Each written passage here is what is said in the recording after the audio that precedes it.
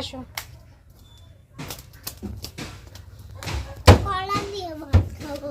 কলা দিয়ে ভাত খাবে? বসো।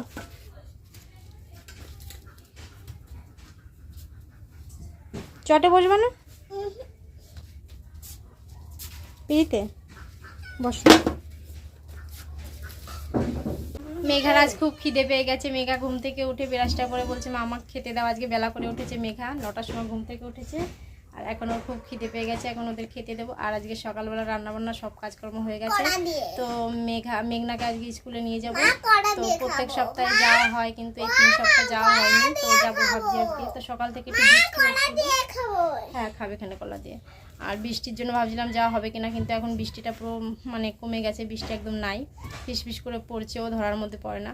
তো এখন খাওয়া দাওয়া করে মেয়েদের স্নান টান করে স্কুলের দিকে যাবো। আর কি কি রান্না করেছি তোমাদের দেখাচ্ছি। এখানে উচ্ছে ভাজি আছে, এখানে কচুরলতি, আর এখানে মাছ ভাজা, তরকারি করিনি। আর এই যে বুলেটেরও খিদে পেয়ে গেছে, মেঘনার সঙ্গে সঙ্গে বুলেটও চলে এসছে। তো এখন আমরা খাওয়া দাওয়া করে তারপরে স্নান করে রেডি হয়ে যাবো স্কুলের দিকে। আমাদের খাওয়া দাওয়া হয়ে গেছে, মেঘনা রেডি হয়ে গেছে স্কুলে যাওয়ার জন্য। ওকে রেখে যাও মা, ওকে রেখে যাও। ওকে নিয়ে যাবি নাকি? আর মেঘা বলছে যাবে না, মেঘা খেলতে গেছে। তো মেঘাকে ভাবছিলাম নিয়ে যাব, কিন্তু যাবে না। চলো মেঘনা চলো। এখন আমরা স্কুলের দিকে যাচ্ছি, অনেকটাই দেরি হয়ে গেছে। যাদের সঙ্গে যাই তারা 10 মিনিট আগে চলে গেছে। আর মেঘাকে ভাবছিলাম নিয়ে যাব, কিন্তু খেলতে গেছে। ওকে রেখে যাচ্ছি, ওর ঠাকুমা স্নান করিয়ে দেবে। আমরা গেলাম চলো।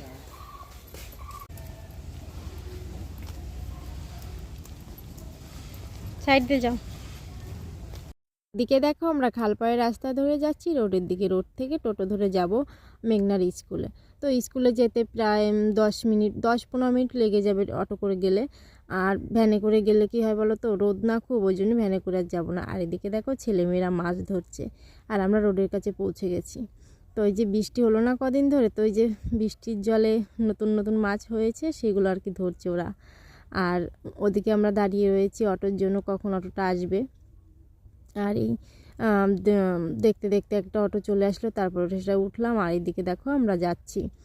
আর মেঘনা বলছে মা আজকে না একটু দেরি হয়ে গেছে। আমিও জানি একটু দেরি হয়ে গেছে, কিন্তু ওই 11টা 20-তে ক্লাস শুরু হয়, তো তার আগে হয়তো চলে যাব।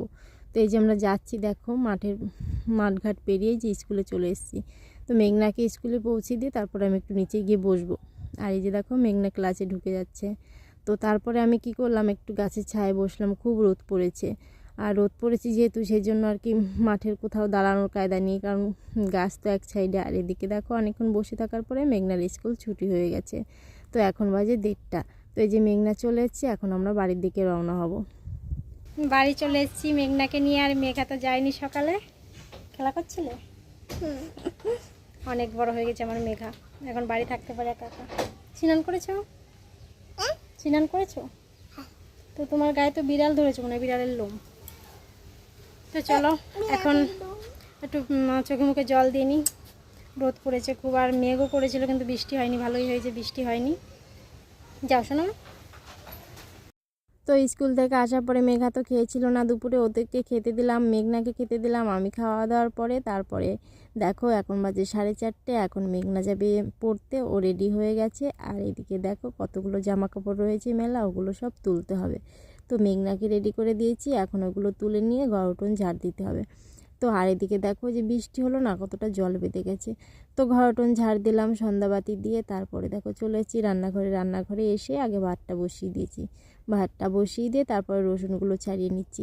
ওই যে সকালবেলা ইলিশ ভেজেছিলাম আর কপিস রয়েছে, সেটা দিয়ে সর্ষে ইলিশ করব, তার জন্য কটা রসুন ছাড়িয়ে নিচ্ছি।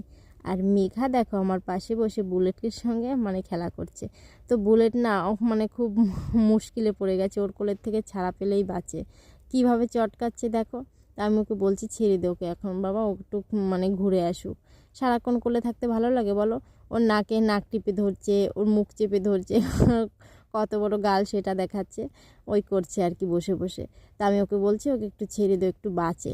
তো দেখো ওর কোল থেকে নামার জন্য কি করছে, তো একদম ছাড়বে না। ঠিক আছে তুমি চুপচাপ বসে থাকো, আমি এই কাজগুলো করে নিই।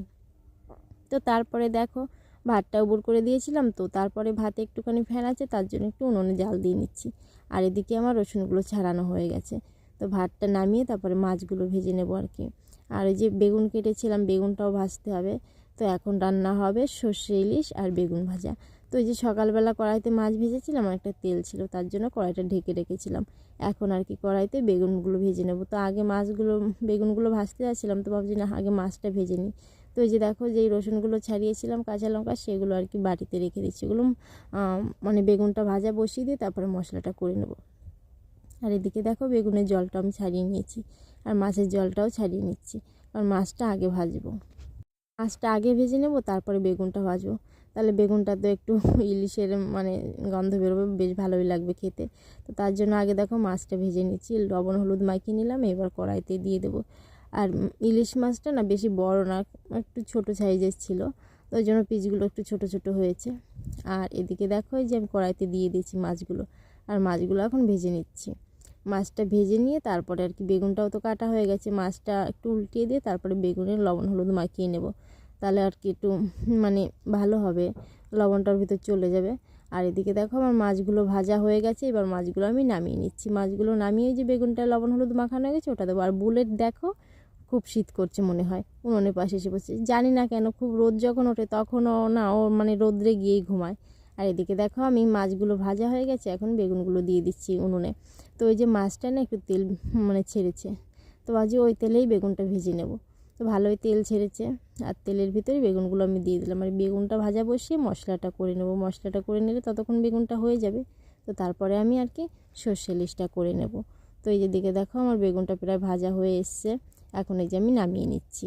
আর বেগুনটা নামিয়ে নিচ্ছি, আর এদিকে আমার মশলাটা আমার করা হয়ে গেছে। তো বললাম না তখন, বেগুনটা ভাজা বসিয়ে দিয়ে তারপর মশলাটা করে নেব। তো আমি বেগুনটা বসিয়ে দিয়ে মশলাটা করে নিয়েছি। আর এদিকে দেখো, সব বেগুনগুলো আমার ভাজা হয়ে গেছে। আর বেগুনটা খুব জালি, তো ওর জন্য না একদম নিতিয়ে পড়েছে, আর একটু বেশি তেল গলেছে তো মাছের, ওই জন্য আর কি তেলের মধ্যে একদম নরম হয়ে গেছে বেগুনগুলো। তো যাই হোক, এদিকে দেখো আমি বেগুন ভাজিটা নামিয়ে তারপরে কটা জিরে ফোড়ন দিয়ে দিচ্ছি। এক ফোড়নেই রান্নাটা করব সর্ষে ইলিশটা। আর বেশ ভালোই লাগে যেন খেতে সর্ষে ইলিশটা, আমার কাছে তো খুব ভালোই লাগে। আর সর্ষে মানে ইলিশ ভাপাও ভালো লাগে, আবার সর্ষে ইলিশও ভালো লাগে। ভাপাটা কি হয় ভাতের মধ্যে দিতে, আর এটা আছে কড়াইতে। তো এই মশলাটা কষাইয়ে নিচ্ছি, মানে কষিয়ে নিচ্ছি, তারপরে আর কি মাছগুলো দিয়ে দেবো, আর একটুখানি জল দিয়ে ঢেকে দেবো, তারপরে আর কি হয়ে যাবে রান্নাটা। তো এই যে দেখো, আমার মাছগুলো যে আগে ভেজে রেখেছিলাম সেগুলো এখন দিয়ে দিচ্ছি, আর একটু নাড়ি চেড়ে নিয়ে তারপর একটু জল ঢেলে দেবো। তো এই যে আমার মশলাটা ভালো করে ভাজা হয়ে গেছে, এইবার আমি জলটা দিয়ে দেবো ওর ভিতর। আর জলটা দিয়ে বেশিক্ষণ জাল দেবো না, কারণ বেশিক্ষণ জাল দিলে না সর্ষে তিতো হয়ে যায়, তার জন্য আর কি বেশি জাল দেবো না, অল্প একটুখানি জল দিলাম। এবার আমি ঢেকে দেবো, ঢেকে দিয়ে 5-10 মিনিট একটু মানে জাল দিয়ে নিলে হয়ে যাবে। তো এদিকে দেখো, আমি মানে ঢাকনাটা খুলে নিয়েছি, বেশ ভালো গন্ধও ছেড়েছে। আর এদিকে দেখো, রান্নাটা প্রায় হয়ে এসছে, বললাম না বেশি জাল দেবো না, অল্প একটুখানি জাল দিলেই হয়ে যাবে। আর এদিকে দেখো, আমার রান্নাটা হয়ে গেছে। একটুখানি জল দিয়েছিলাম, শুধুই মশলাটা একটু তেল ভাজবে, বেশ ভালোই লাগবে খেতে, তাহলে হালকা হালকা মানে ঝোল আছে। আর এদিকে দেখো, আমার রান্নাটা হয়ে গেছে। তো রান্না হয়ে গেছে, মেঘনা বলছে মা আমার খিদে পেয়ে গেছে। আমি বলছি তাহলে দুবোন বসো, দুবোনকেই খেতে দিয়ে দেবো। তো ওই যে ওরা দুবোনও চলে এসছে, ওদেরকে খেতে দিয়ে দেবো। আর এদিকে দেখো, ওই যে একটু ঝোল নেই, একদম শুধু মশলাটা। আর এদিকে যে বেগুন ভাজাটা, তো ওরা দুবোন চলে এসছে খাওয়ার জন্য, খিদে পেয়ে গেছে, ওদের খেতে দিয়ে দেবো। তো আমার প্রিয় বন্ধুরা, আজকের ব্লগটি এই পর্যন্ত। তোমরা যে যেখানে থাকো সকলে ভালো থেকো।